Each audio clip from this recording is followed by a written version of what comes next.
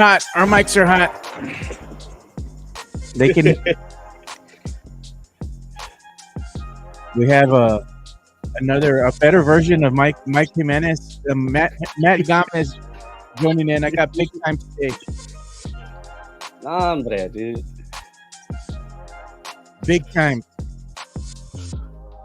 I'm gonna tell that to Jeff. I'm gonna text Jeff Garcia right now. Tell him. Hey, I just texted the Nesio. Let's see if they all come in. Yeah, I'll pull up, man. Where's Jeff? I got Jeff here at speed dial.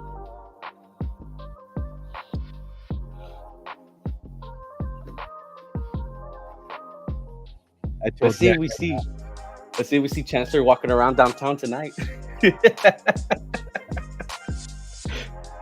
Guy, what a dumbass. You're a member of the media and you go out and you put some stupid ass tweet like that. Where is part-time Jimenez? That's a good question. Jimenez quit. I'm still here, Gomez. I'm still here. Oh, man. Oh, this gonna be a good one. I can just feel it already. I'm ready for the pendejadas today. It's been a long freaking 2 weeks. Yeah. I told Jeff, I said, hey, Mike, big time me today. He's standing outside the prison. Yeah. I'm here, Yolanda. I'm here to pick you up. MJ went full on Space City and told 210 to get its shine box. Hey, remember we should start the hashtag, right? Fire Jimenez or cancel Jimenez. That's what Fernandez was saying the other day. Welcome to another episode of the Area 210 podcast with Mike Jimenez and Joe Garcia. Make sure to subscribe and hit that like button. Join the discussion as we broadcast to you live from beautiful West San Antonio. And remember to tip your hosts as it helps the show grow. Good morning, Necios. We're here again to start your Tuesday. Sorry that we were not here yesterday. But Mike isn't going to be here today. He's got some things to take care of right now. So maybe we'll see him tomorrow. Wish him well. I told Jeff right now, Jeff Garcia, just texted him and said, Mike, big time me. So I know Jeff is going to say, that's all messed up. Start the tweet. He's going to start saying cook. But taking Mike's place today is the one and only Matt Gomez. Thank you for stepping up last minute. I appreciate you, man. No problem, man. I put it all on hold right now just to be on here. Good, dude. I appreciate it, dude. Like I said, we appreciate you stepping up, man. Look at after Friday's show, MJ is in hiding. Hey, don't even get me started on that, man. Now that I'm here, don't get me started on that one, bro. Oh, we were talking about it yesterday at work, and my buddy was like, dude, yeah, it's gacho. Damn it. Well, we're going to talk about today on today's show. We're going to go ahead and get into it and start talking about San Antonio Spurs basketball. San Antonio Spurs, their season came to an end on Sunday as they played the Toronto Raptors. It was an early tip. It was like 2:30 in the afternoon, man. And, I watched the game and I didn't expect much. Spurs fell behind, like always. I was like, oh, man, they're going to end the season on a bad note. It's going to be an L. But no, they made a comeback, dude, and they winded up beating the Raptors by final score of 125-118. I was surprised that they ended the season on a win. I didn't expect that to happen after they fell behind, but nonetheless, I was still happy that a big gap. Huh? Wasn't it a big gap too? Yeah, they were I think it was like 20 points, 21 points, something like that. They think they were down at one point in time, but they like I said, they came back. They came back to beat the Toronto Raptors 125-118. The Spurs finished with a season record of 34-48, which is better than last season. They went ahead and won 12 more games. But given the sample size that we saw with Wemby, Fox, and Castle and the supporting cast out there, I think if Fox and Wemby were healthy, there's no doubt in my mind that the Spurs would have been able to win a couple more games. More games here, maybe like 5 games more, 6 games more. That's going to put you in that conversation, man, to be in the play-in tourney. I think that the Spurs, if they had a healthy Fox and they had a healthy Wemby, there's no doubt they would have been in that play-in tourney. They would have won enough games to be in the tourney, dude. Not a doubt in my mind. But the thing is, even if they would have got into the tourney, the big question mark is would it have been enough with this roster to push on forward? More than likely, being honest, just completely honest, probably not. But nonetheless, you can see that the team did improve over the course of the season versus last season. 12 more wins. That's something you can, I guess, say, okay, well, they're moving in the right direction, but there's still a lot to be desired if you're a Spurs fan because you get tired of the losing, man. And you just want to see the team win and be able to get excited again about going to the playoffs, going to a play-in tourney, give me something to get excited about. It's going to be another losing season, 6 losing seasons in a row here for the San Antonio Spurs. And the best thing that the team can do every year is they're going to we're going to run it back again, with the same squad. They're going to, of course, now that they have Fox added on there, the expectations, I believe, for next season are going to be playoffs or bust, right? Play in or bust. Yeah. I mean, what do you think? What were your expectations and how did you feel now that the season's over? I mean, what do you want for next year? I mean, am my bar high? Nah, it's not going to be that high until I see what teams we're going to have next year. I mean, just looking at all the scores from I guess since Wemby went out, there's quite a few where it's just like a single digit gap. But I'm like, maybe they just need that extra push for next year. I mean, we just got to see who we got. I mean, obviously we're gonna have Fox back. Hopefully Wemby's up to good, and then of course you got Stephon Castle. Let's see if what Chris Paul does, and then of course we have Barnes. Hey, Barnes was I think it was a good struck as well. He showed out a good amount of games, but I mean, I'm not gonna set the bar any higher. I'm not even gonna move the bar in my thoughts on the Spurs for next year. Let's just see what we get and just run with it. I mean, at like six already losing seasons, man. I'm just sitting there like I believe it when I see it now. It's sorry, but that's just how it's gonna be. I mean, you have 6 losing seasons in a row right now. The expectation, as far as what we were kind of predicting, the Vegas odd makers too. I think they had the Spurs at 32 or 33 wins. I had the Spurs at anywhere between 35 to 38 wins before the season even started. We had given our predictions. Me and Mike had said that weeks before, even months before the season started. Went on Lowe's with Jeff, told my predictions there as well. And they fell one game short. They were 34 and 48 to finish the season off. I mean, it is what it is at this point. It's kind of, to me, it's just even though the team won 12 more games, it's still another disappointing season. You can still see that a lot of the same mistakes that they keep making over and over are still present there. A lot of miscommunication, poor shot selection. You can see them just crumble in crunch time. Even though they did get better with CP3 out there on the court, there's no doubt in my mind that if CP3 wasn't here with this team, would they have won 12 more games? Probably not. I think the leadership of CP3 was instrumental to the Spurs' growth this season. He's kind of the captain that kind of righted the ship a bit, when things would get heated in crunch time, and you could win a game by a last second shot or what have you. And Chris Paul kind of helped the team even come back from some of these deficits to win games, which they would have lost last season. I don't know what's going to happen with CP3 is a big question mark on if he's going to want to come back one more season, or is he just going to go ahead and retire and hang it up? That's up to him, I sent you that DM yesterday. I saw that some team in Saudi Arabia wanted to pick him up. Yeah, if he was going to retire, but I mean, how much do we know if that's true? I really don't know if he's going to retire or not. I know there was a lot of rumors going about. It was just all clickbait, like AI generated stuff people running with. There's no concrete evidence out there that he's come out right and said, I'm going to retire. You kind of get the vibe from him a little bit. Like he was kind of feeling emotional after the game a little bit. You could hear his voice crack here and there. Because he was like, man, is this going to be it? It's probably going through his head, man, is this it? Is this my last game? I think he's going to have to reevaluate what he wants to do and talk with his family and see how they're feeling. see what he wants to do, how kind of how he wants to move.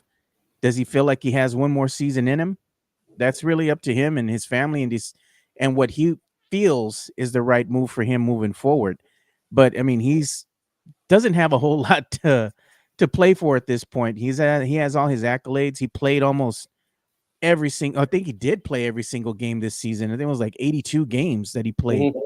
Mhm. So it's like he was one of the few Spurs there that played on every single game. I think there was like three more that played 82 games this season as well. It was him, Barnes, and Champagny.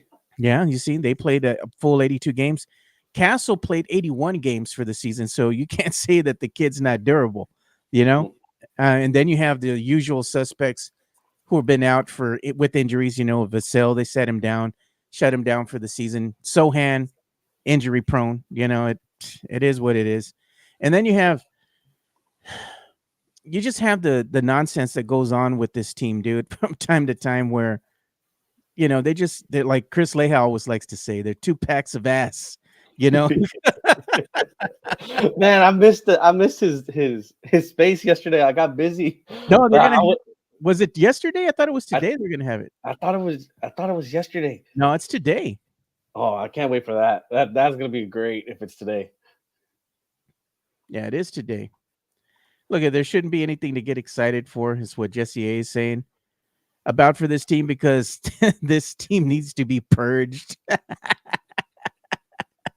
Castle and Fox, everyone else gone. Their name is gone. Is Pop holding the team hostage with this decision? You see, that's the thing, dude. And I'm going to share this, man. I don't care about the media. I don't care to, make friends with the media, be like, oh, I can't say anything bad about them because they're not going to want to come out on my show. I don't give a damn, dude. And look at what David Chancellor put out there. That's pretty stupid, man. But from a guy who's in the media, right? For News 4 or what have you, comes out here and puts this stupid ass tweet. Just a reminder for all you want to be GMs, the Spurs still have a head coach. And you want to run back with this head coach again for next season? Coach Pop has suffered a stroke. Maybe he just needs to go ahead and retire at this point and enjoy life, man. He's already done enough. Mhm. I think right now, by him not making a decision and coming out right and saying, hey, I'm going to go ahead and decide to retire. That way it opens the door for you guys to go ahead and look towards the future and go out and hire a new head coach. That's kind of holding the team hostage a bit. Maybe he has said that he's going to retire, but the team doesn't want to release anything yet. Who knows? But this is dumb. We still have a head coach. Who's the head coach going to be? This guy doesn't even know what's happening behind the scenes to be putting out a stupid ass tweet like that. That's just pendejada, dude. That's talking out of your ass without you really knowing the facts. That's pretty stupid in my in my mind, because you don't know what's going to happen. Nobody does right now. And he's calling out the fan base. Like, dude, shut up, man. Look at what he put. Sam Salinas. Chancellor is an idiot. Didn't he stop reporting sports a long time ago? Someone tell him to STFU. And look at, he goes, Matt Lerma says, yo, Leha is hosting a space tonight. Yeah, that's what I was thinking. Yeah, see, even Leha said it's today, fellas. I hope Leha talked shit about David Chancellor as well. Talk it with your chest out. Yep, and look, it is going to happen today. I'm going to go ahead and put this out so everybody can see. So you can go ahead and be part of the space. I'm going to go ahead and share it right now. So Chris Leha and our good friend Sith Elias are going to be hosting a Twitter or X Spaces, should I say? It's what it's called now. And they're going to be going to court, the USOA court. And it says, court is in session, no feelings, only chaos. So tune in today. It's going to happen at 8 o'clock. Court is in session. Everybody's welcome. You can go ahead and check your feelings at the door. So it's going to be a fun stream. Go ahead and check that out. Again, it's hosted by Chris Leha and also Elias. They'll be on there doing their thing. Hopefully I can join. I know I'll be at work, but if it's still going on after I get out at 9, I'll hop in and say what's up. And look at Rafa saying FTC is in the house. So, I mean, what do you think about Coach Pop? What do you think about David Chancellor's tweet that he put out on the X? It's stupid. It's stupid. I mean, we went through our own thing with Alan Marcina. We still got a coach, or we still have these keepers, or we still have these players. Like, You don't know. We don't even know. Like, no, dude, just let things play out first before you open up your mouth, man. I mean, at the end, him and Don Harris are the same way. They're just, oh man, But it's say it. stupid. It's just They're too stupid. Texas ass. Say it. They're just a bunch of pendejos. That's what they are, bro. Bunch of pendejos on that side of the freaking media, man. Yeah. It's just dumb. Yeah, we're not going to say things that are politically correct to, I guess, get in the good graces of the media. I ain't asking for, let's say, media passes or media credentials to any of these things. I want to come out and say what I want. And if they don't like it, tough shit, you know? I don't care no more. I don't care no more. Why do you want to go ahead and impress people in the media that you don't even know just because, oh, they're media people? Who gives a shit, dude? So putting out some dumb shit like that, oh, for all, just a reminder for all the GMs, wannabe GMs, you know what? Put yourself in that conversation too, David Chancellor, because last time I checked, the Spurs don't have you as a GM and you're not part of the front office. So insert yourself in that dumb, stupid ass tweet you put out there. You know, but the other thing, the flip side of it is the Spurs have to look towards their future, and they got to look at some of these coaches that have become available. The Suns, they just went ahead and fired their head coach as well. They told Budenholzer, he gone. Yep. Get your shine box. You're gone. You're out of here. So now you have Mike Malone. You have Budenholzer. You also have the other coach from the Grizzlies available. So you have some coaches out there. The Spurs have to make a decision. The time is now. You got to go ahead and decide what you're going to do with your future. Who's going to lead this team? What's going to happen next season when you have Fox coming back, you have Wemby coming back, you have Castle here, which is arguably your three best players. You also have Vassell, which Vassell right now, man, he's just disappointing, man, because the kid, he shows you flashes, but he's just not consistent. Yeah. Not consistent enough to garner that paycheck that they're paying him. He's not even your third option on this team at this point. He's your fourth on a good day. You know, you're going to go with Fox, Wemby, Castle. Then you have what, Vassell? I'm like, you can't count on Jeremy Sohan. He's not going to be your offensive threat. He's there coming off the bench. He's going to go ahead and be out there to do the dirty work, get rebounds, play some defense. And that's basically the best defender the Spurs have right now. They need to address a lot of situations, a lot of positions, should I say, on this team. And one of those main positions they got to address is what they're going to do with to solidify the center position. They need a true center out there on the court.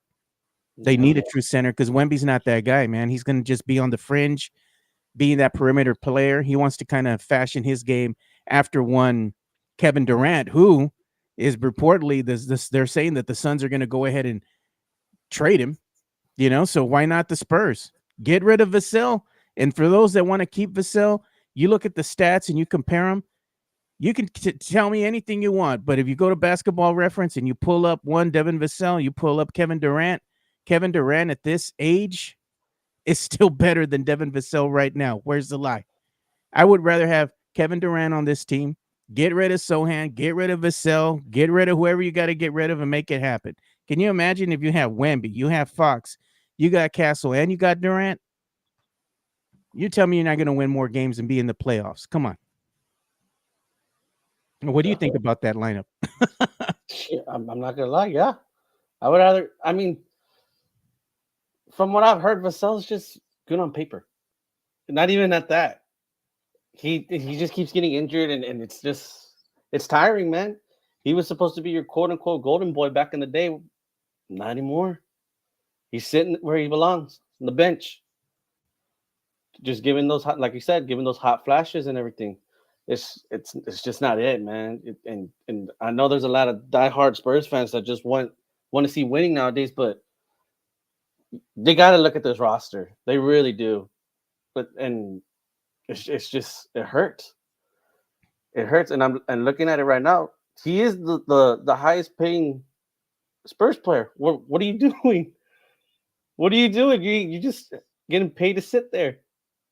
Yeah, man. It's bad. It's real bad. It's disheartening is what it is. You know what else was disheartening? Getting off the Spurs subject for a little bit here. Watching the San Antonio Brahmas, man. I watched the Brahma game on Sunday. And I'm looking at this team, and they were behind, and then they started making a valiant comeback here, and I'm like, all right, maybe this team might actually do something. Maybe they're gonna actually win this game. They made a valiant last minute run down the field there. They almost coughed the ball up, and they said no. The receiver was down by contact, so they kept their run alive, their drive alive. They get all the way up to like maybe the 45, something like that yard line. Bring out their kicker, man. Time's already going to expire. They got time for one more damn play. They're in the dome, so you can't say the wind's at play. The elements were at play here. Kicker goes out there on the field, kicks the field goal, wide left. End of game. Freaking Brahmas, man. 0-3 on the season, haven't won the game.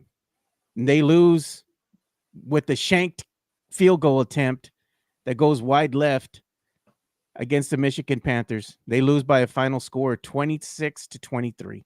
They could have sent the game into OT, man, but it's that type of season for the Brahmas, man. And I've seen some of their games, and the Brahmas are the worst enemy right now. They keep making too many mistakes that cost them, man, and they just can't seem to clean that up.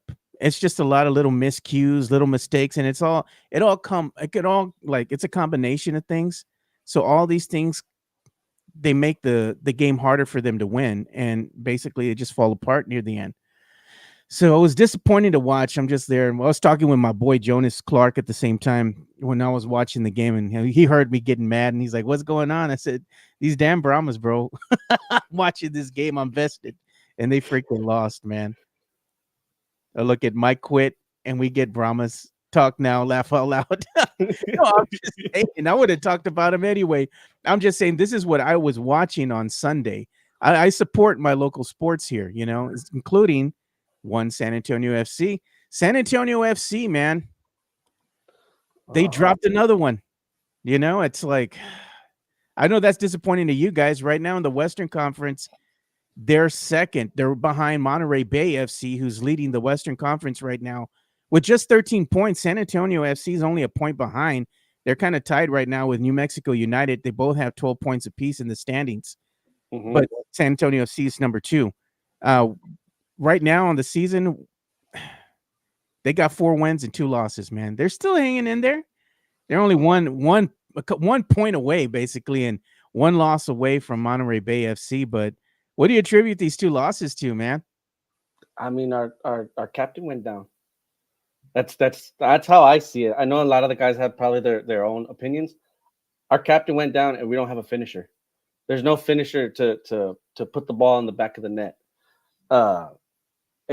And the back line's just there's no. I feel like there's just no communication, or they're just not paying attention. Because this last game, you could tell they weren't giving that much help to Sanchez, our goalie, and then the game before, it looks like everybody was just not communicating. So we have killer forwards. They're there. They just need a finish. They need a finish, and we just need to get us a true number 9, a true striker on our team.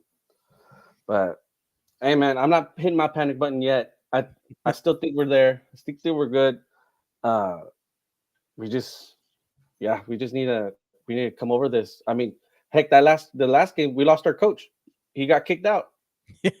He got animated. We don't even know what it was for. They think he went to talk to the sideline ref, and they proclaimed that he tapped him, but yeah, that it was so uncalled for. I didn't think he deserved a red if he was just trying to talk, but at the same time he did get out of his area where he's supposed to be. So maybe they call for a card.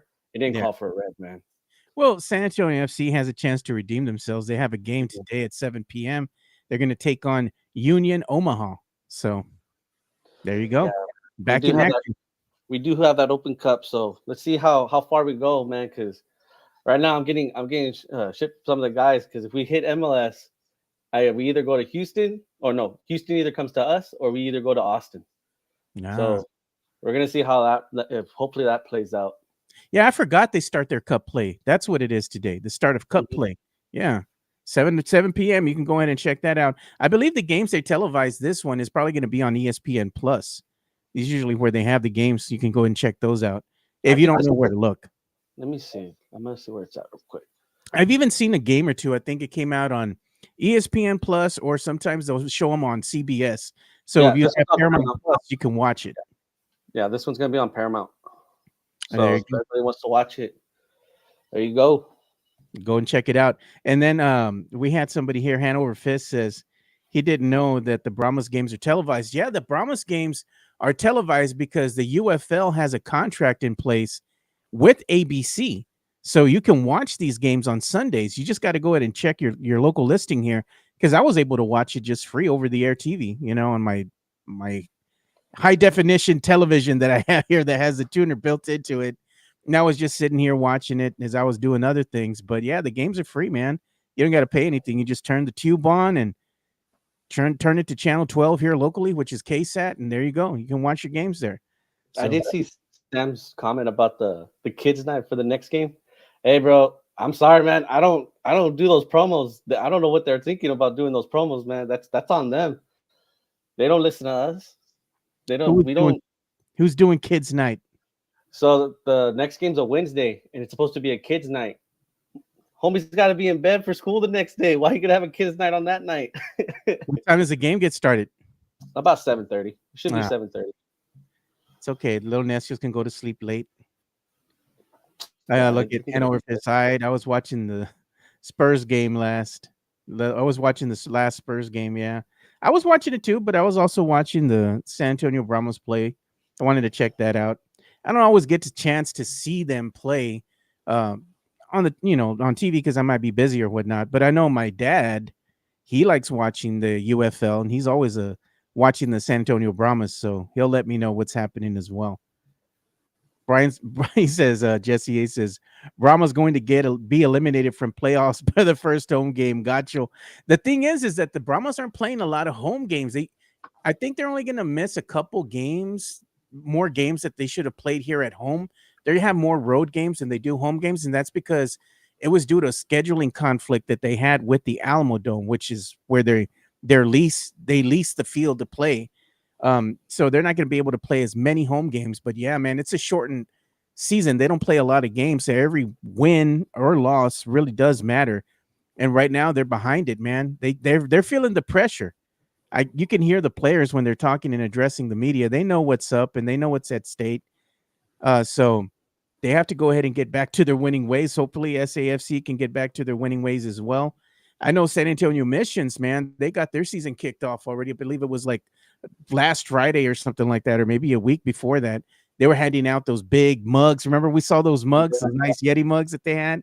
If you're one of the first, I think it was a couple to the first 1,500 or something like that fans that went. And today they're going to start their series against NW Arkansas. That kicks off today at 7:05 p.m. at the Wolf. Right now, the San Antonio Missions are 6-3. NW Arkansas is 5-4, so they have their series that's going to be kicking off there. I hope to catch a Missions game, man. I want to go to a Missions game on a weekend, just like I want to go to the SAFC. And I did promise that I'll go to an SAFC home game here. So I'm going to go ahead and go to that first before you see me at the San Antonio Missions baseball. But I will go and check out SAFC game with you guys, and I'll try to, coordinate it where I let you all know ahead of time. So it's just not sprung on you. I'll be like, hey, I'm going to be coming this day, expect me to be there so I can partake in the tailgate and all that you all have going on out there. So that's going to be fun. I haven't gone since last season. I think I went to maybe one game last season. I'd like to at least try to go to maybe 2 or 3 this season. But for those that don't know, Matt Gomez, let us know what time the tailgates start and what you all do out there. So they usually start about 3-4 o'clock. We get out there at 3, set up everything. Should be started by 4. Yeah, man. Everybody's welcome to bring what they want. We don't say no to anything. You just need to know, like, if you want to bring certain foods, just food allergies. That's basically it, just in case for everyone else. Jason Miranda saying, Matt, talk about where to go to look up the chance for SAFC as well. For the chants, we do have a chant app. I need to get back into it so that way everybody can be able to see it. Uh, I'm thinking next Saturday game, I'll be out there. We can sign people up, get y'all into our chant app. That way, everybody's able to see their chants. Everybody can do the chants with us. And we can get y'all going. So that way, it's not just us in 119. It's the whole stadium that could get involved. Why don't they show that? Like, if y'all are chanting, they should pan the camera to you guys, right? And then they should have like closed captioning, right? That shows the chants happening in real time. So if people wanted to follow, they could. You know what I mean? That'd Yeah, be pretty cool. we tried. I mean, they have even on SAFC's page itself under the supporters, they have some of the clean chants there that they're allowed to post. We have all the Nestial side of it, but Yeah. they do have some chants on there on SAFC supporters. But yeah, dude, I tried saying, hey, let's just get one good chant that we think should be like the main chant for everybody. Which I know for right now, I think it's either the Forever Loyal chant or SAFC Till I Die. Those two are pretty much our main chants. And I've told them, I'm like, why don't we put them up there? You see other USL teams are like, yeah, they just don't want us to do it. USL tells us no, and I'm like, all right, it's all right. I'm not even gonna argue for it anymore. But They should feature you guys because the San Antonio Spurs feature the baseline bumps, right? And you go to a game, what do? The camera pans towards that supporters group, right? Because they're instrumental in the community, right? The San Antonio Spurs say these are our guys. You know, we've had them here for years. They wear the jerseys and all that. They're cheering. They're dressed up and whatnot. They do a lot of charity work for the community and everything. How is that any different from what you guys are doing? I mean, I've seen them every now and then while we're playing, while we're during game. Yeah. I do see it on the big screen every now and then, but I don't know. They try to focus more on the gameplay because it's not like basketball. You don't get timeouts, so Yeah. I guess during the player down or something, they'll have that time. I'm just saying, like, it's not hard to like get the camera and just pan over and give a quick glance and show, hey, these are the supporters group. You know, they're big part of what we do here as far as the soccer culture for SAFC. They've been here since the beginning, since the Scorpion days. You know, like it doesn't take long, much just to show you all chanting, having fun and all that. But the funny thing is, you go. Just yesterday, I try to get into it with one of with a distillery, and I was like, you've heard of we have a soccer team here. He's like, no, what? We have a soccer team here? They don't. I was like, no, all right, got you. But yeah, dude, you go around downtown to probably some natives, they still think the Scorpions are here, bro. That's how bad the marketing is for us, bro. It's how bad it is. I like this, dude. Hi, man. Midfield fools. Instead of the baseline bumps, the Spurs have their baseline bumps. The midfield fools. Or just call you all the SAFC Necio, Yeah, well, that's what we are, man. That's what everybody is over there. We're all Nestle, dude. There's like this last game we were gotcha, bro. The ref, freaking little Caillou coming by back and forth, just running the side, and they were giving it to him this past one, bro. We were pissed. We were pissed, man. Bunch of Messi's all over the floor, just crying, getting tapped, barely friendly tapped. All llorando. Yeah, I've seen that shit happen when I've been out there and I'm looking at an SAFC game. The guy, you just brush by him or you just run by him and they throw themselves on the ground, grabbing their leg. I'm like, bro, no one even touched you, man. And here comes the card. I'm like, really? Like they don't have replay. They can go and check out this fool. That's the bad part. We're not privileged like the MLS or up there in Europe. We don't have no rewind. They don't get us to. They don't give us that. So they're gonna just do a LeBron James and throw themselves on the pitch. My leg, my chin. Exactly. Oh, there was one dude, he didn't even get hit and he went down to the ground. And we're like, dude, you're killing the game, man. It's just killing the game. You know what I like though? When I go to the SAFC game, everybody's having a good time and I hang out by the bar, right? The outdoor bar. And I'm just there, and you always have to be on the lookout, though. That's why I'm always like, I'm at the bar, but I always have my eyes on the field, right? I'm drinking and I'm looking at the field. And the reason that I do that is because I learned my lesson.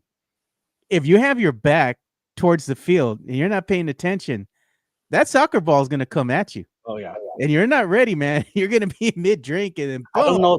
I don't know if it was the Phoenix game or this last game, but the dude was walking out the tunnel, and it can happen whenever, dude. He was walking out the tunnel, and the ball hit right on his. I think it was his nachos or his beer. There He you go. dropped it. There you go. That's So why you yeah, got to keep your eye on the field, dude. You can't turn your back. You got to turn the other way and keep drinking. yeah, You know, those are rookie. That's a rookie mistake. yeah. It is. You gotta always pay attention to that field because you never know, and look for the ball because there's It's plenty of coming. times I've seen people get hit, and I mean, Uh-huh. I'm not gonna lie, I'll laugh. It's funny. You should have paid attention. Yeah. Now you learn. You know what I think is funny too? I make my way around, right? The arena or whatever when I'm out there, Toyota Field. And I see these social media influencers that are there, right? I'm not gonna name them, but I see them there. You know, and they're big here, I guess, in the San Antonio area. You see them all over TV and whatnot. I'm like, why are you all here, dude? They don't even go and say hi to you guys. Like, they don't even go and hang out with the necios. And they see you guys because I can see them walking, and they look down, you know, and they're seeing that, and they just keep walking, and they're taking pictures and their selfies for Instagram. I'm like, why don't you all go say hi? You know, like they don't even know who you guys are because they don't do a good enough job of notifying people and saying, we have a supporters group here. You know, let's shed some light. Let's give them some shine while people are there at, you know, at Toyota Field and they're watching the game. It's like San Antonio FC's little best known little secret is the supporters group because they don't say enough about them. I mean, if you look at past, what was it, 16 through 18? They had commercials with us. They had commercials with the Crocketeers, Mission City, and 210. Yeah. They had those commercials, and I remember this last time I got in trouble. I'm like, y'all don't even care, dude. You just let this group die. Y'all guys don't even want to do big things. Try to get the vibe back. I mean, I called out one of the FO guys. I was like, dude, you went to Europe and you see how they're doing it, and you still don't Oh, want to do it. So yeah, dude, it's just and I mean, at the end of the day, I'm like, dude, we're just trying to bring what vibe we know. they can't have a supporters day at SAFC? I think they do, but Fan Appreciation Day, they're gonna wrap everybody in it.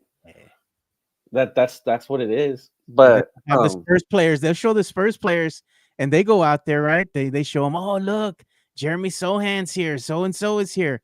Well, why don't they go down and they make their way to the Necio bunker, right? Ginobili was there this last game, but they Mhm. said that he was there because he has more ties into Miami. But I'm saying the players that go out there, you know, if you're a Spurs player and you're out there at the SAFC game, why don't you just go and say hi to the Necios? Like, go out there real quick, take a picture or something. That way, hey, that way they can go ahead and shed light on. Look, we have a supporters group, just like the Baseline Bums. You know, let people know, get the word out, is what I'm saying. You know, Yeah, and people are starting to come more and more since that first game. That everybody's like, because this last game, and I know Jason uh can be behind me on this, dude. There was one guy who kept staring us down, and I didn't understand why. I was like, dude, why you keep staring us down? But he was getting into, like, he was trying to learn the chants as we were doing them each day by day, well, chant by chant, yeah. and I was just like, all right, like, just keep what I want to do, keep doing what chant y'all want to go for, and people were slowly like trying to learn them, and I think it got to the point where it got to 116, and you could hear the chants coming back towards us. So yeah, it was very it's doing good. We're starting to grow it little by little. I think the one thing that we want to grow is the opening the Viking clap for Yeah. SAFC. I'm showing it again because Elias is here in the Yeah, chat. no, I thought I was reading it. Yeah. Yeah, I hope I can join that, bro. I want some pendejadas, bro. It's not Fiesta yet, but I need pendejadas already. Maybe David Chancellor will join, right? You don't want none of that smoke, bro. He ain't gonna Or do what's it. that? What's that other reporter? The one that went after who was it? Ah, that one reporter that just he got all butthurt. He's like, "Oh, I'm gonna sue so and Oh so." yeah, yeah. We don't talk about him. He is known here as he who shall not be named, the AI merchant of death. I don't talk about that fool over here on this show. I ain't giving him no shine, bro. We all know who he is. Oh yeah. They all know who he is. Oh look, fool blocked me because I called him a fraud. Say, why are you crying? Right? Why are you crying? And that's what the battle cry of USOA is. No White feelings, only chaos. yeah, exactly. And that's what that's going to be today. No feelings, only chaos. But yeah, we talked about the San Antonio Brahmas. We talked about SAFC. We talked about San Antonio Missions baseball. We talked a little bit about the Spurs. We're talking about is Coach Pop holding the team hostage right now? Should the team just come out right and say, hey, he's done. He's not going to come back next season. They're going to move on. They have a lot of these head coaches that are out there right now on the market. I'm sure teams are going to be approaching them and interviewing them. San Antonio Spurs should be one too. Go look for Coach Pop's replacement. And no, it's not Mitch Johnson. I don't care what you all say. He doesn't have enough experience to lead this team for the foreseeable future. And they're like, well, let's see what he looks like with the whole season under him. I don't need to. We've already seen what he can do right now. And he's going to be manipulated by the front office. We need a real coach that can come in here and clean house, bring in his own staff, and really lead this team. I don't believe that's going to be Mitch Johnson, dude. Yeah, I would like to see get us to get what's his name, Malone, right? Mike From Malone. yeah, I would like to see that happen. Maybe that might be the little push you need, but Nah, if they get Mike Malone is going to come in here and he's going to be too hard on some of these players. They're going to want to be traded. He got mad at me. He said mean things to me. It's like, oh my God, dude.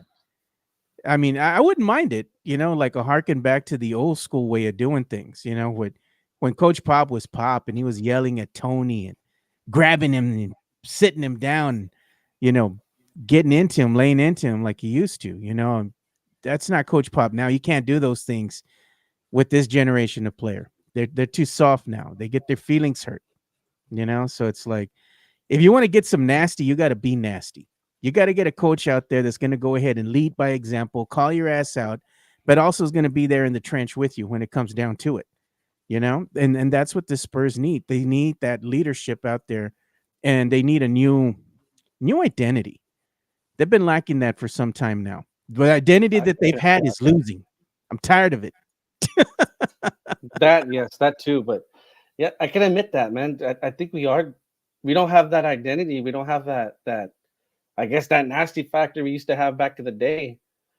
It's they need something to kickstart them again. That engine needs to come back already. Whatever, or replace it. Do something. We need that spirit back here, and for a lot of our Spurs fans. No, hold on.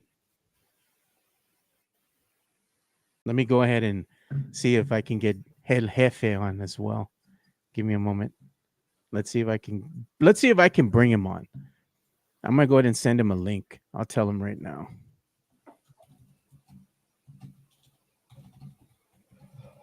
Sorry, apologies. Nah, good.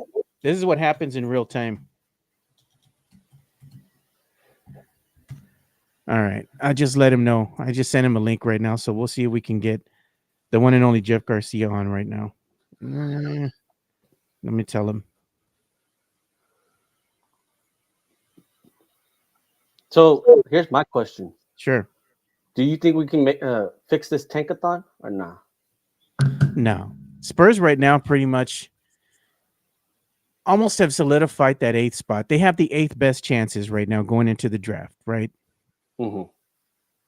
They could go ahead and slide down, move up, depending on where the ping pong balls fall. But generally speaking, they have the 8th best odds of getting that 8th spot, Mm-hmm. But again, it is a lottery, so anything can happen. But right now, I mean, they could slide down a little bit. They could move up a little bit, just, 1 or 2 slots. Would that make a big difference? Probably, if they moved up, I mean, I wouldn't be mad at it. I don't think anybody would. But if they moved down a little bit, one of those things you got to deal with. Yeah. Yeah, we got Jeff coming with us now. What's up, Jeff? What's up, dudes? What's going on?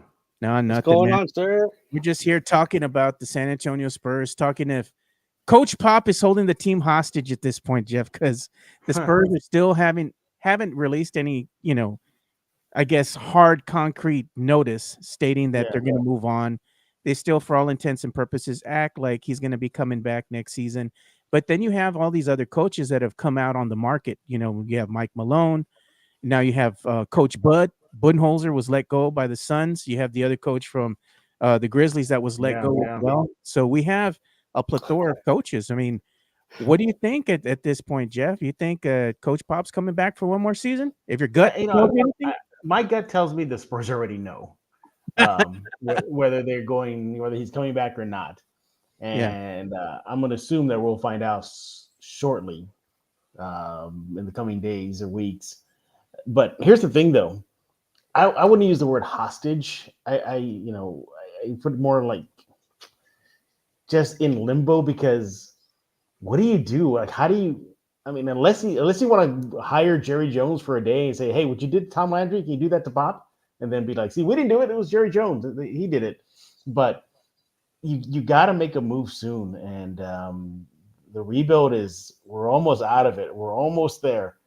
And the next domino to fall has to be the coaching aspect. It does. Yeah, that's the next domino to fall. So you got candidates out there. I wouldn't put Coach Bud at the top of my list, but he's just on the list. How about that? He's just on the list. But honorable mention. Honorable mention, yeah. The thing about Coach Bud, he's just too intense, man. He's too intense, and I don't know if this young Spurs squad can deal with a hyper intense coach. Imagine if it's a Larry Brown. Imagine a Larry Brown type of coach. Oh my God, he would make these guys cry. Yeah, but you got to put Mitch in the hat. You got to put Mike Brown. You got to put the usual suspects in there. I get it, but Joe, you just look at the situation. Is they get Wemby's coming back for year 3. Castles is seasoned now. He has 1 year under his belt. You're going to get a high pick, number 8 as of now. Mm-hmm.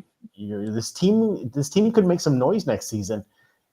And the last thing you need is just that coaching position in flux right now. So the sooner you can solve it, the better. I think the Spurs, man, my gut tells me that Pop's not coming back.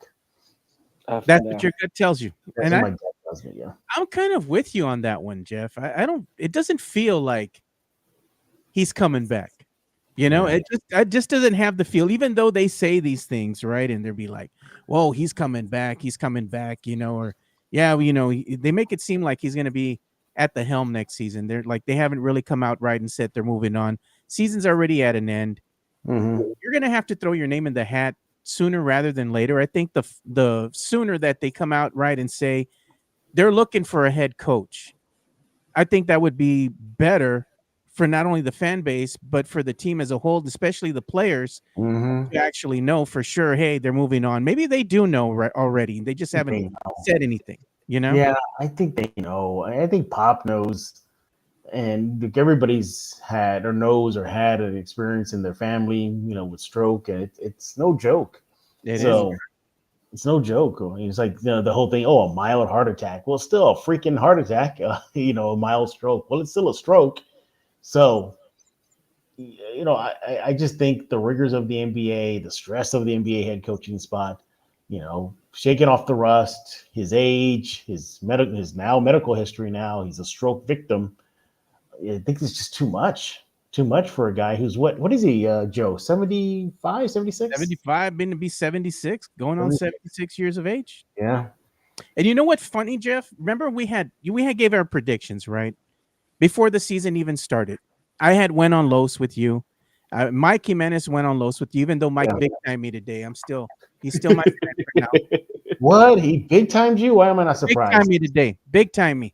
Isn't that 2 days in a row now? That's 2 days in a row. Big time me. Oh, so my God, man. Cook. Swiss, do your thing, brother. Cook him. He's gonna get cooked now. He's gonna get cooked now. I mean, he knows he is. Wait a minute. I thought this was y'all's show. I mean, aren't y'all working together and big timing your partner on this? I thought so too, Jeff. But he big timed me today. So I'm giving him a real hard time. I know he's listening. It was. Let me guess. It was probably last minute too, right? Oh yeah, it's always last minute. Always last minute. Yeah. See, Jimenez, I know you're listening to. Joe, welcome to my world. Welcome to he's big timing like this so many times on Locked On Spurs. Go kick it to the curb and have alternate host, bro. I can help you out when I'm available too. There you go. Yeah, exactly. Community. Hey, look what Sith Lord said. He goes, Joe, kick him to the curb. Yeah, have alternative hosts. Yeah. He doesn't paint a bad picture. I think Elias could probably do a better job than Joe. Man, shots fired. Hey, but Jeff, we do have Matt Gomez here with us too. He's one of the guys that's a part of the SAFC supporters group. So he's joining me today because Mike big time me. But man, you're not gonna let him live that down, are you? No. Oh, I'll see him doing it anytime soon. After Friday, nah, dude. Everybody was cooking. I mean, we just keep going with it. Are you gonna cook, Matt? I already got my piece on Friday, dude. I'm not. Well, you got more ammo now. He big time Joe. Think about I don't think Mike recovered from the pendejadas that I did to him on Friday when I put that little action figure. Oh, that was great. That was great. Joe, how bad are you gonna cook him though? I don't know. I'll probably make another action figure and put it out there tonight. Oh, you need to go. You know what it should just be? An empty container. No. This time I'm gonna put the W2 and the 1099 as his accessories. That's the funny part. Everybody was asking where the 1099's at. 1099. You realize that when this is not a joke. We have it on video, on tape. Joe can pull up the audio. He once said that he makes more money than all San Antonio because he has 1099s to prove it. Not kidding. Flat out said that. God. Jeff remembers everything. He remembers everything. I won't forget. It's just. Oh, by the way, Matt, he publicly went to a Spurs event and told a group of people that he has mad game with ladies. Oh, I'm not kidding. Hey, man. I mean, the legend continues. Hey, but Jeff, I was gonna tell you, man. With the San Antonio Spurs, what was the prediction that we said? 35 wins, right? 35 to 38 wins. Yeah, but you guys had them about before we had the season even started when we went on Los, right? What were the Vegas odd makers? They said it was about 33. 34. No, they had about 35, 36, hovering around there. Yeah. Okay. So right now, the Spurs finished the season with 34 wins, 1 win shy away from hitting at least 35. Mm-hmm. They did better. They won 12 more games than they did in the previous did, yeah. This season, they went ahead and got Fox. So next season, you're going to arguably have Fox, you have Wemby, you have Castle, right? You have Vassell, Sohan, you have Johnson, Keldon Johnson, and maybe a slew of other players returning. Depends, right? What do you think the expectation is for Spurs fans after 6 losing seasons for this upcoming season, right? Is it going to be playoffs or bust? Or what do you think the expectation is? Because I know Spurs fans are tired of losing, Jeff. What do you think? Yeah, I think the expectations are high next year because if everything goes according to plan, you know, Wemby's healthy, Fox is coming off the surgery, they're going to get some time together this offseason to get that chemistry down. Your Castle's coming back bigger, stronger than ever. You're going to get a high pick, 8 and 15. At least if the lottery odds stay as they are, 8 and 15, that's an impact player right there, or maybe 2. There's free agency. There's just so many things that are pointing to the direction of this team is going to make noise. And you know, we talked about this on Locked On Spurs a couple of days ago. We were talking about some of the best and worst moments of the season.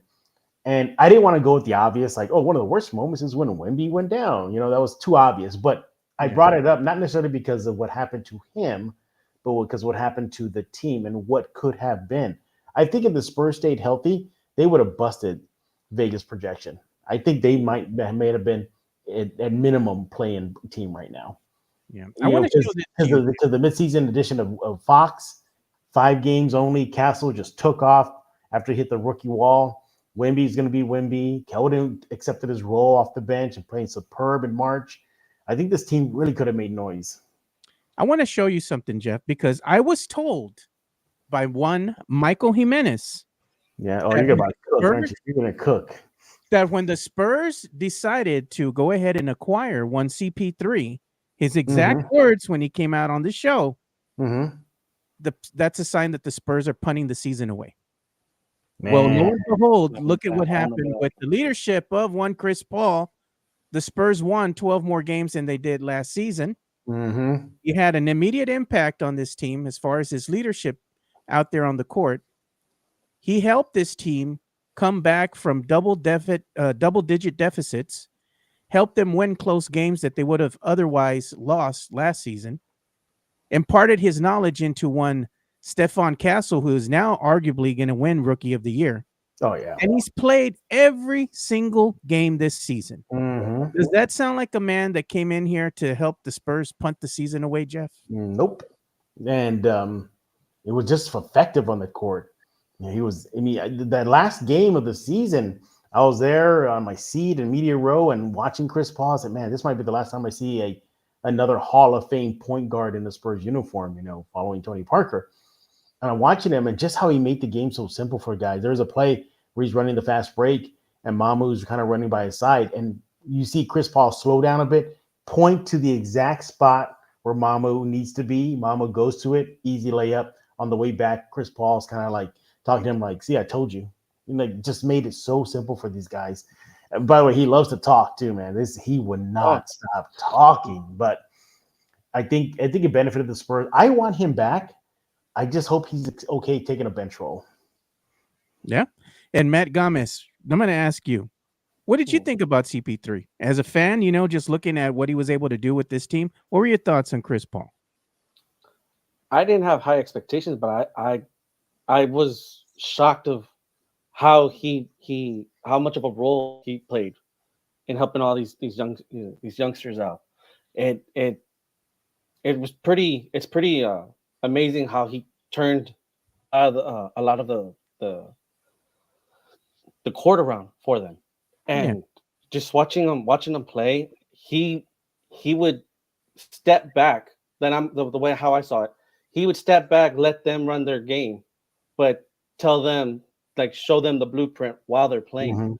So I think he was a big impact. I want to say he was actually as big, not as big as you some people say they were, but he was a huge impact in what would help out Wemby, what would help out Mamu, who would help out Stephon. He did what he came to do, what he said he was going to do.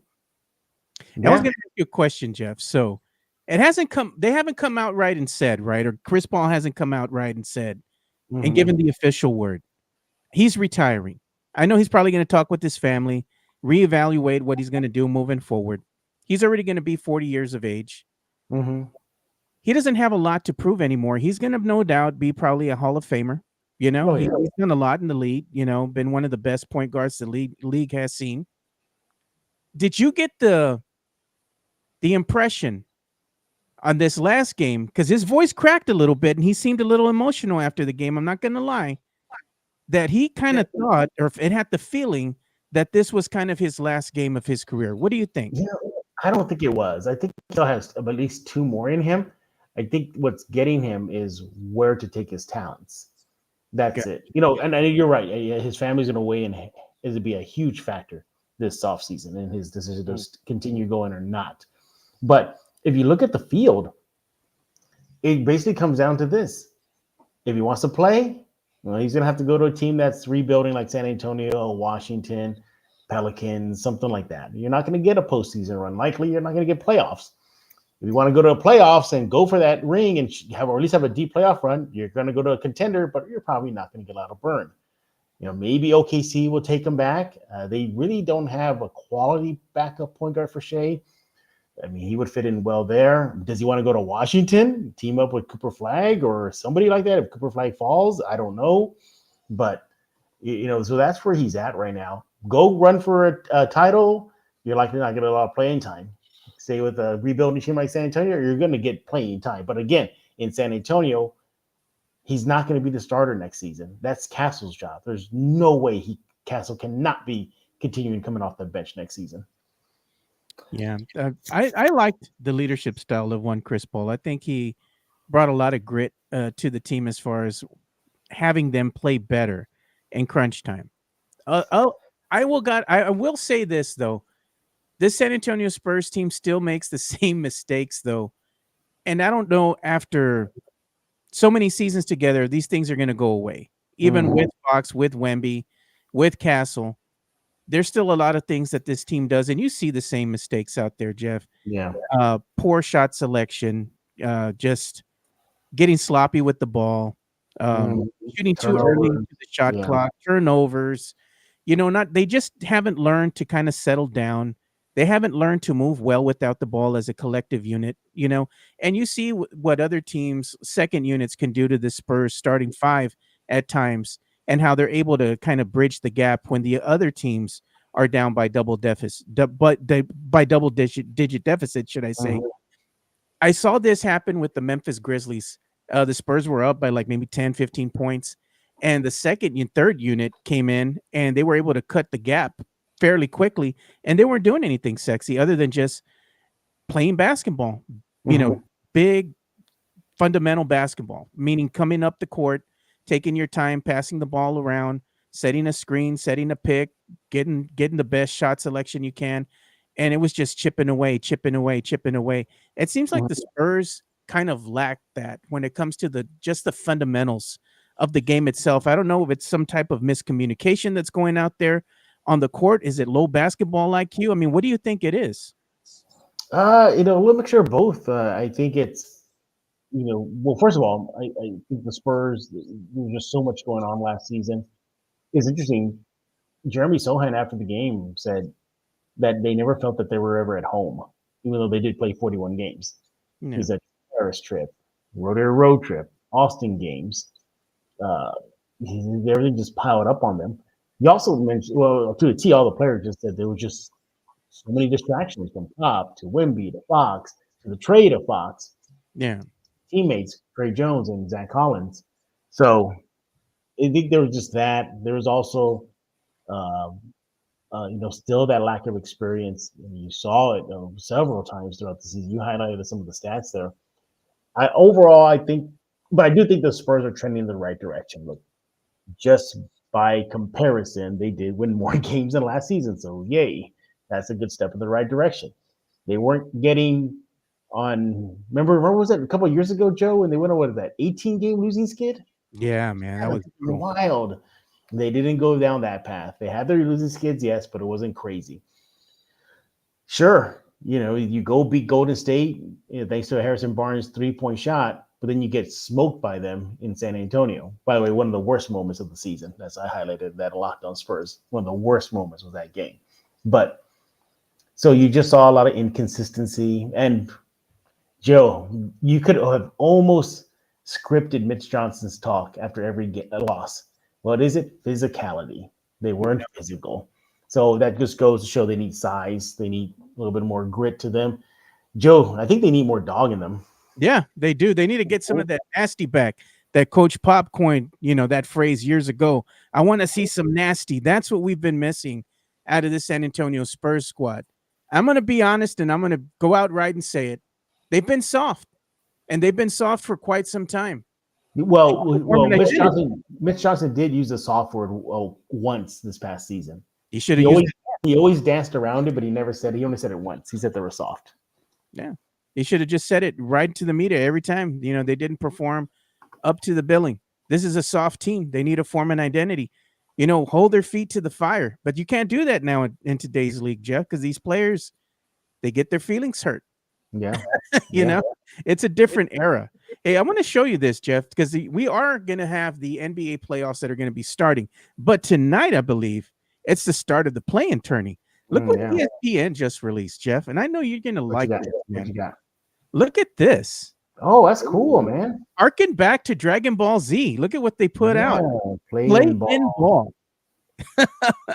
Oh, you know why they're doing that too? Why? Because today's National Anime Day. That's why. Yeah. Ah. Yeah. Well, Yeah. what better way to pay homage to anime than to go Absolutely. with the OG? You know, Absolutely. Yeah, that's awesome, man. That's so cool. Yeah.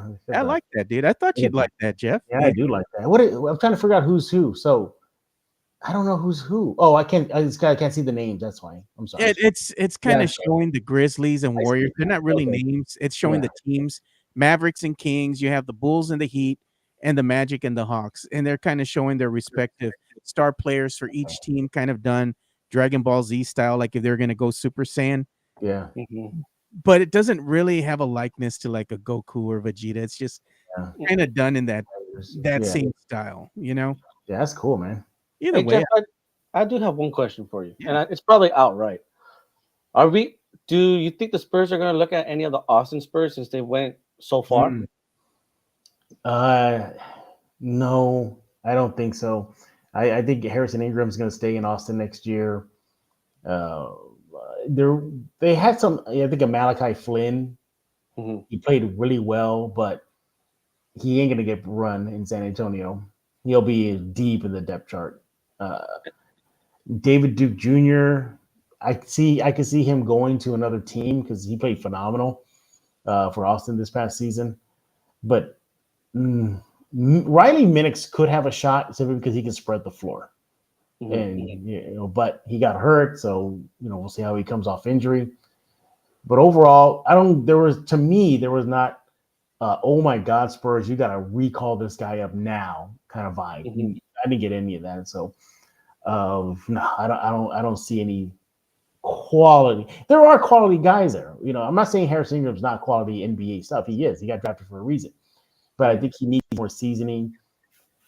And the other guys, I just think there's not going to be that many minutes in San Antonio. You're not going to put Malachi Flynn over Castle or Fox, or CP3 comes back, so he's back to where he is, getting burned in Austin, or maybe he has to go somewhere else. He did get called up by a team this past year. I think it was Charlotte. I'm not too sure, but he is getting interest. You know what, Jeff? I got to tell you, we're talking about, we're talking about highlights, right, of the season. One of the highlights of the season, I got to say, was Mamu's breakout game. Remember when he had Flavor Flav? Fun. That to me, low key, is one of the best moments. That was, yeah. That was the top of my list when we did the Locked On. The number one moment was the Mamu night, simply because it was just so electric. It was just fun. It was just a fun night for a fan favorite, and how all the stars lined up for him. It was not only him playing great, he's at home, in front of the home crowd. His boy Flavor Flav is in the house. San Antonio rarely gets celebrities to go to the games.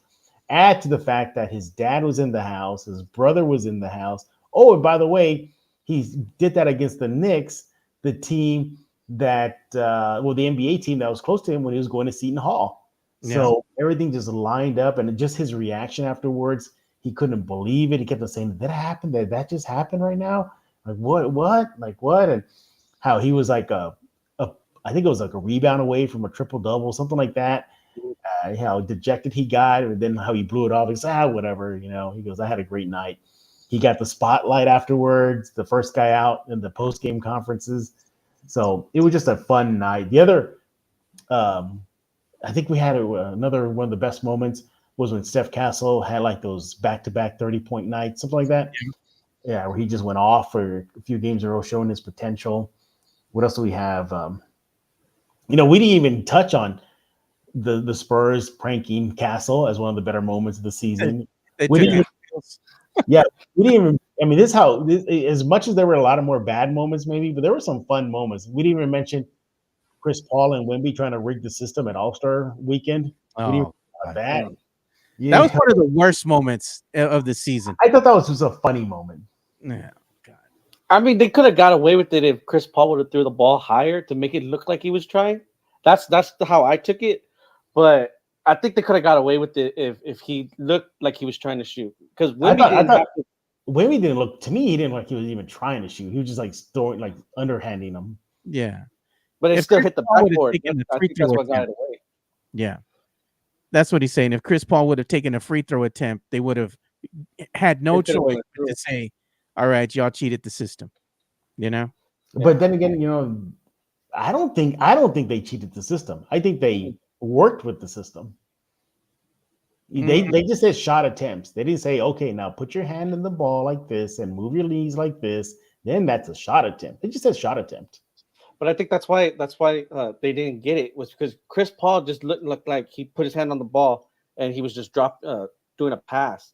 If he would have actually looked like he was shooting it, maybe that's how they could have gotten away with it. Because Wemby doesn't have to do much. He has the arm length; it's already there. Mm-hmm. But for Chris Paul, he was just picking it up and kind of just like bounce passing them. I think that's why I gotta go back and check that out. Yeah, and then for the worst moments, I mentioned the loss to the Golden State Warriors at home. It was like they lose by a billion or something like that night. Like didn't even show up. Yeah, it was disaster city, man. It was disaster city. So I had that as one of the worst moments. And didn't they do this in front of the greats that were in attendance that night? Yes, that's right. Duncan was there. The big three were there, and even Robinson was there. That's right. They were all. Well, I don't know if Parker was there. I don't think Parker was there, but I know Manu, Tony, and David were there. Yeah, I think you had Bruce Bowen was in attendance that night. Bruce Bowen, okay, sure. Adam on the pile there. So that was like one of the worst moments to see. I mentioned losing Wemby, not because it's bad what happened to him, but just because it just stung for me at what could have been. Even if Wemby just stayed on the court to the bitter end, hell, just him alone could have maybe helped the Spurs at least be in contention for a play-in, and that just hurt. That was kind of one of the worst moments for me. So obviously Pop, losing him, that stung. That was one of the worst moments. But overall, the Spurs had good moments and they had great moments, just like every season. But I think, the light at the end of the tunnel is coming soon. I think the Spurs are going to come out of the rebuild. I think this team's going to be a scary team next year. They're going to be that one team that can derail a season for a contender. Yeah, I think so. Tavarius is funny, man. Where's the GM? Why is he silent? Oh man, where's the GM? Why is he silent? Oh God. Somebody's always throwing shade. They're throwing shade. Look at this is funny too. Tavarius says, why is his screen black? And I said, Jeff has his screen off right now. Yeah, because I'm at work. That's why. I'm at work. Exactly. I was gonna say he can't crazy work, guys. with his presence when he's at work, man. Get him in trouble here. We gotta hide your identity. Gotta hide me, man. When somebody from the work stumbling, like, hey, he's supposed to be working right now. By the way, I see Mexican Junior's comment right there. Yes, I finished Dragon Ball Daimo, and it's basically rehashing of GT, in my opinion. GT, Dragon Ball GT. It's just GT. What was the name of the little robot? Remember Zero? Zero, yeah. Oh no, yeah, no, Giro. It was Giro, and he would repeat his name over and go Giro, like that. But Dragon Ball Z GT, it was a mixed bag, man, because for all it did bad, it did bring you some great characters. I think GT wasn't the greatest, but it did give the fans a lot of good characters. Remember the baby story arc? That one was pretty cool. Baby was a great story arc. And let's not forget it, think about Toriyama's last arc was Daimo, and he brought in a lot of the GT stuff to make it canon. So you have SS4 is back as canon. The whole concept of them getting young again as kids. And then, that's straight out of GT. And remember, GT, Toriyama had nothing to do with GT. GT was not his at all. So he must have saw something that he liked about it. He brought in pieces of it. But going back to GT, Baby Saga was good. I thought Super Android 19 was good. That was a good arc. I really enjoyed the concept of the Dragon Balls cracking. And I thought that was very overuse. Unique. Yeah, the overuse of it. I thought that was very unique. I like the design of the SS4 look. Yeah, remember the Fusion? Fusion was GT. Fusion. No, Fusion was in Dragon Ball Z. It was in Z, but they was more prominent in GT because then you had the fusion of Vegeta and Goku. Remember that? Again, but that was also in Z. Yeah. Z, they did the fusion. Well, they did the earrings. That's how they did it. Yeah, exactly. They did the temporary ones. But then they had Trump. Earrings are permanent, I think. Remember They also had Trunks and Goten fusion as well. They had that. Oh, yes, that's right. They had that. So GT. I think what the problem was, I think it was just the pacing. You had a lot of slow moments. You had a lot. Yeah, it was filler. Like they had filler episodes, and it didn't get good until the end. You know, and then in the end, I thought that was a good write-off for Goku. Right, like send him out in the sunset. Yeah, and then they brought it back. Well, I'm glad they did. Yeah, no, I was glad they did. I'm glad they did with the Universal tournament. I think that's what it was. Yeah, because then we wouldn't have, what was his name? Gurin? Oh, Jiren. Yeah, that's one bad dude. Yeah. Like, everybody thinks he's a villain. He's not a villain. He's not. No. He was just simply fighting for his universe. You go back and watch the tournament. They all were. They were all fighting for the universe. They didn't want their universe to go extinct. And remember, he's basically a cop. He's a space cop. Yeah.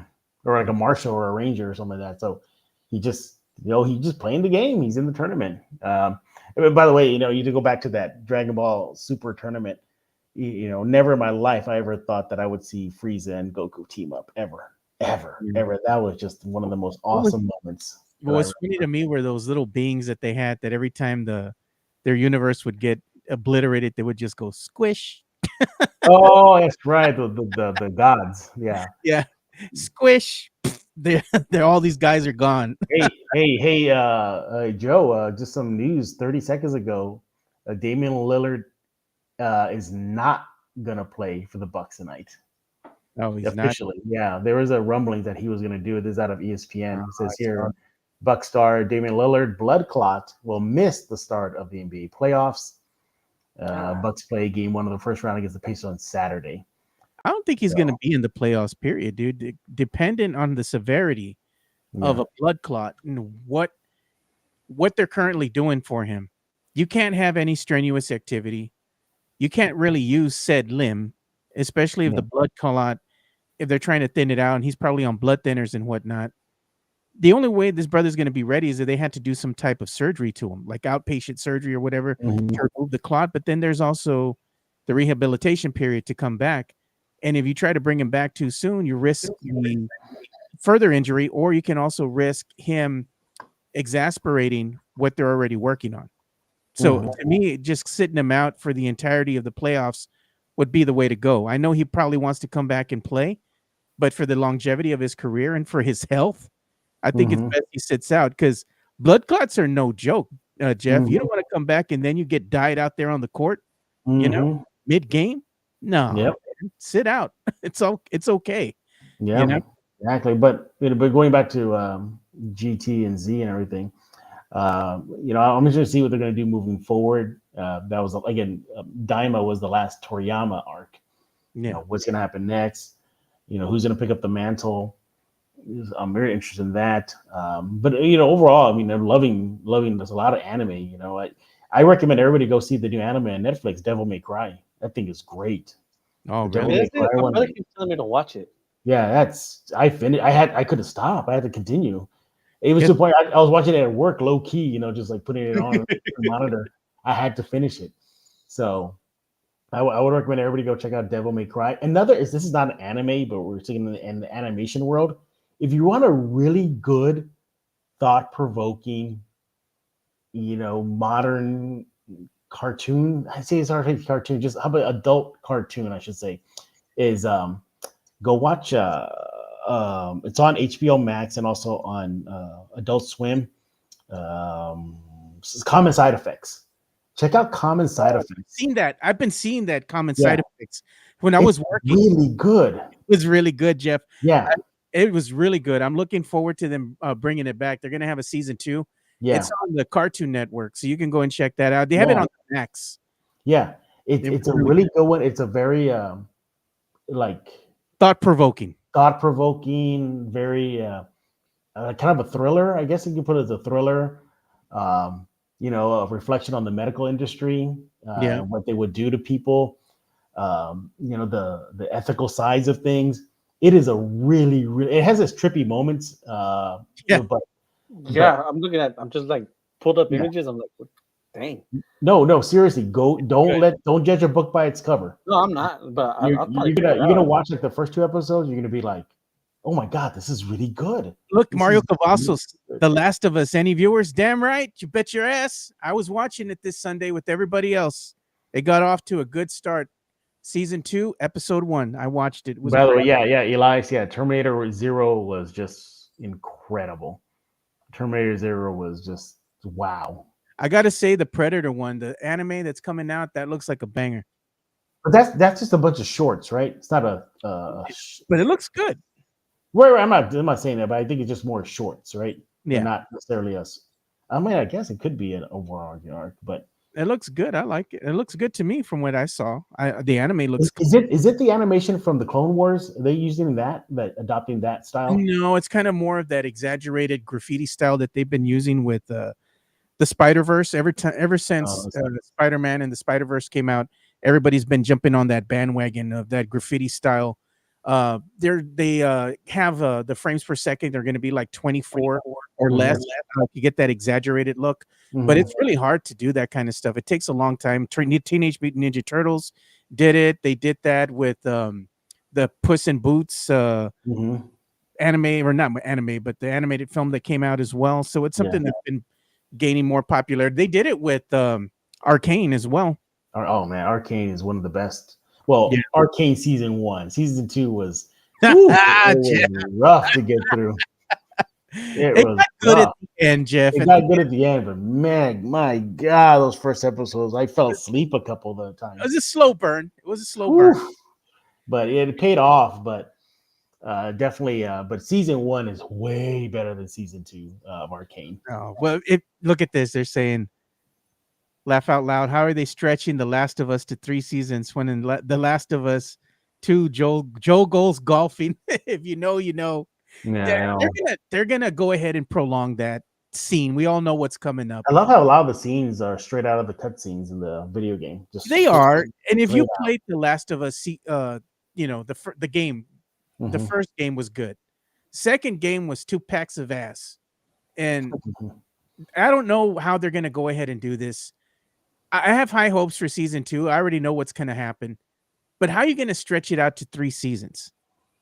Unless it's going to be a shortened season, you know, it's like I hope they don't do what Walking Dead did. Walking Dead should have ended way before. Oh, God. As soon as they killed Glenn, I was out.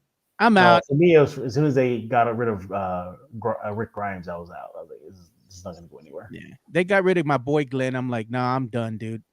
I stopped watching, and it's still going on. They have like, I think it's the Walking Dead, Dead City or something. They're still going. Yeah, it's still going. Yeah, it's still going. But I think it should have ended years ago. I'm like, and I don't. Did the comic book ever explain how everything started, how everything went to shit, or no? Yeah, it was it Malibu Comics or something like that? And they explained it, you know, and like a lot of it was explained there. They had their story arc, but it's hard for them to kind of get that humongous story that they did with The Walking Dead in comic form and then bring it to the small screen as a series, because you can only do so much with it, because the comic book was pretty dark, man. You know, I mean the fight with Michonne and the governor in the TV show was nothing compared to what happened in the comic book. It was 100 times worse what happened in that battle. Yeah, man, they can't bring that in. You know, no way. It was. Let's just say a spoon was involved. Oh, yeah. They're already cooking Mike, bro. Again. Where? On your tweet you put out on the X. Street saying MJ no showed bailed on me for 2 days in a row, leaving Joe in a bind again. Joe is not happy. And then Swiss was quick with it, dude. Oh no, now I see it. Okay. I can't show that, dude, but don't show that one. Don't show that one. Oh God, man. It was rowdy style. It's rowdy. You know what else was rowdy yesterday, dude? I'm gonna be perfectly honest here. I know you can't comment, Jeff, but did you see the debacle that came out where they sent the women into space, right? I don't know if you all saw that. No, I missed it. What happened? Go and look it, man, and see what happened. They sent all these women into outer space, right? And they sent them on that Blue Origin rocket, right? The rocket looks like something, Jeff. That's all I'm saying. I see what you're saying. Yeah, I remember seeing it. Got it. All I'm saying, and the comments that they put out on social media have been gold, dude. Just go and check that out later if you want a good laugh, dude. That's all I'm saying. The rocket looks like something, and then you put all these ladies on the rocket. That's all I'm saying, dude. It's like, why? What happened, man? Did they really send people to space? Yeah, they put the ladies in space and they went up there. It was kind of like nothing but a little glorified I Like guess space, or just like it was like a 12-minute flight, right? So they sent them out on the rocket and it goes into outer space, for a couple minutes, and then the capsule comes back down. So all in all, the trip's like 12 minutes. They have 2 minutes that they're out there in the upper atmosphere in outer space, where they're weightless and whatnot, and they can see the Earth and all that, the curvature of the Earth. Yeah. And then it just considered space though. That's space. I mean, they're not like way up there with like the space station or That's what I thought it was. Way out there, with like the Starlink satellites and all that other stuff. There's a lot of stuff flying out there. They just barely go and they just kiss the upper atmosphere for like, they go and they get beyond the stratosphere for like 2 minutes, and then the capsule brings them back down, and there you go. But and Jeff Bezos fell down. That was funny, dude. He went over there. He went over there. He's gonna go open up the door and whatnot. And I guess they're getting the ladder out. They have like these steps that they put out there on the capsule, and he kind of tripped and fell. And everybody was making fun of that. That was pretty funny, dude. He's an Amazon guy, right? Yeah, he's the owner of Amazon. But it was funny nonetheless. If you want a good laugh, go check out that. I'm not saying that putting women in space was funny. I'm just saying the whole debacle behind the whole thing is humorous to me. What about that? What about that picture of Mike on a rocket ship by Swiss? God, dude, that was funny, dude. It's a rowdy one. Did you all catch the UFO, Matt Gomez? Did you see the other? Which one? What UFO? So on Saturday, I went to go see a movie, right? I went to go see that movie, The Amateur, which was really good. I enjoyed it. So I came home around 9:28 p.m. It was on Saturday, pulled into my driveway, getting out, and I look up at the sky, and I'm like, what the heck is that? There was like this thing, I don't know, something caught my eye because it was like bright, and it had like a gas cloud around it, and it was just moving real slow, and then it kind of just faded off and disappeared. I was like, and I took video of it. I was like, well, what the heck is this? I don't know. Did I just see a UFO, or was it the SpaceX rocket, or what? Let me check, So I go inside and I check, and I kind of was telling everybody in the group, I don't know if I saw a UFO, or was this the SpaceX rocket or something out there? I'm going to check. Sure enough, it was the SpaceX rocket. They did a launch. Right. And everybody in this area, and I guess, probably in Texas and whatnot, certain areas of Texas, saw the SpaceX rocket because they were launching it to, I guess, put into orbit more of the Starlink satellites, right? And it gives off this weird glow, this weird cloud, and it's like this pulse, this little pulse comes out of it. Like, is it scary? Does it look scary? It looks weird. It doesn't look scary. It just looks weird, like something like, what is this? You can't really, like, your brain's not processing what you're seeing because you're trying to make out what it is because it's all fuzzy. It's bright, and it's like a little dot that's brightly lit up, surrounded by this cloud of gas, and it's just moving really slow, and then it just kind of like gingerly just disappears, just into nothing, so it's like, it just looks weird, dude. When you see it, it's just strange.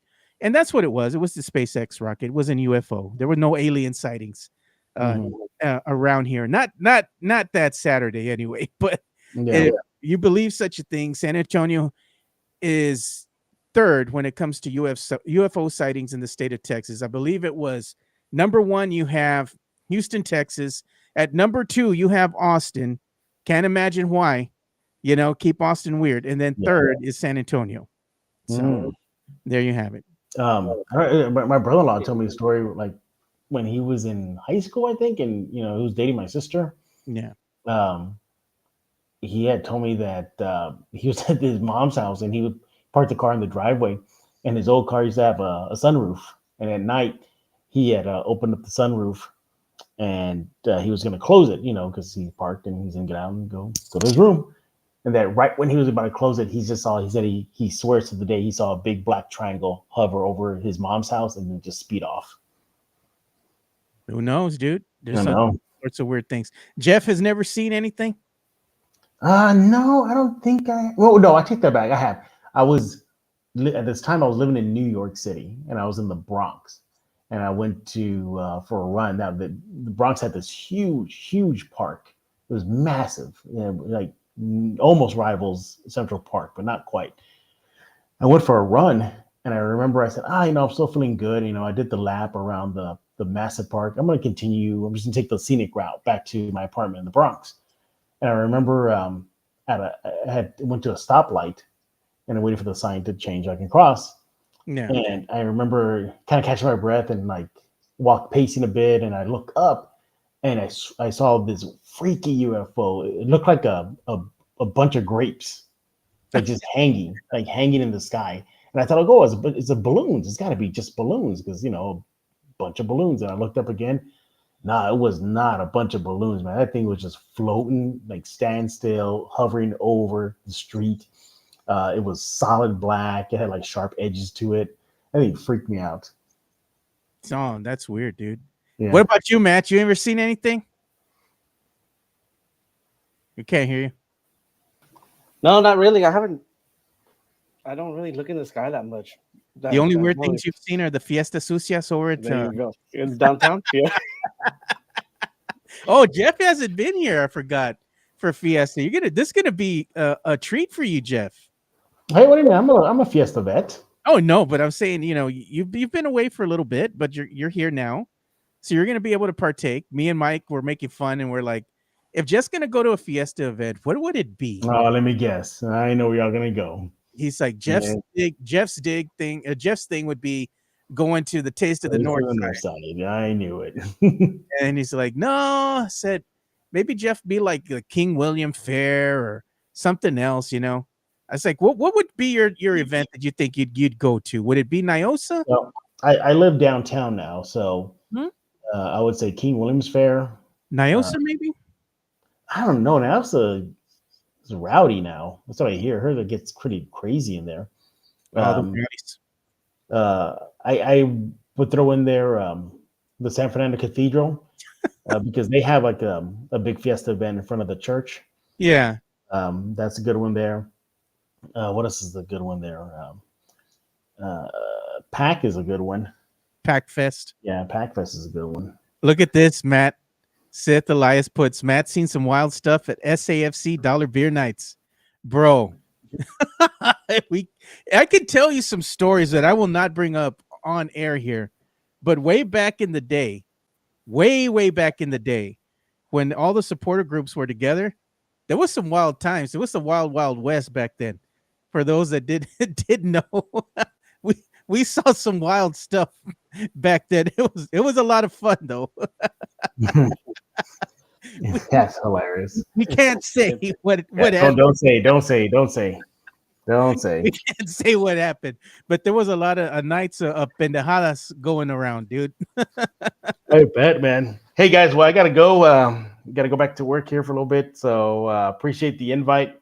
Hopefully, he doesn't big time you for a third time in a row tomorrow. What is it? After 3 days of calling in, don't you get fired, Jeff? I think so. I think you got to lay down the law, Joe. You're gonna have to lay down the law. Lay down the law. Day calling in, they let you go at normal jobs, right? I think so. Yeah. I mean, especially he told you the last minute. I get okay. If he gave you maybe the night before, okay, cool. I get it.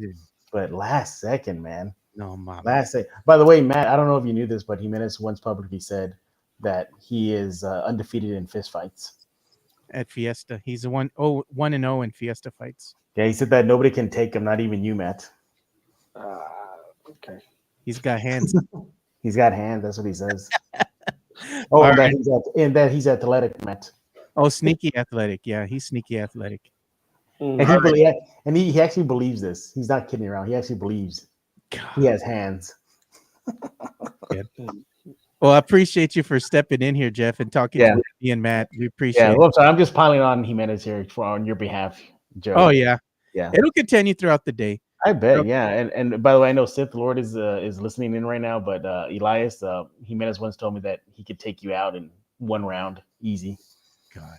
Put you to sleep, Elias. Yeah. All right, Jeff. All right, man. Go ahead and let you go, man. But thanks for joining. All right, laters. Laters. All right, Matt, we're going to go ahead and start bringing this show to an end, too. It was a lot of fun talking a whole bunch of nonsense and things that we don't normally talk about today. But I appreciate you for stepping up and joining us, man. No problem. All right, brother. Well, I'll go ahead and let you go. We're going to go ahead and bring the show to an end, but we'll see you boys tomorrow. We're out of here. Peace.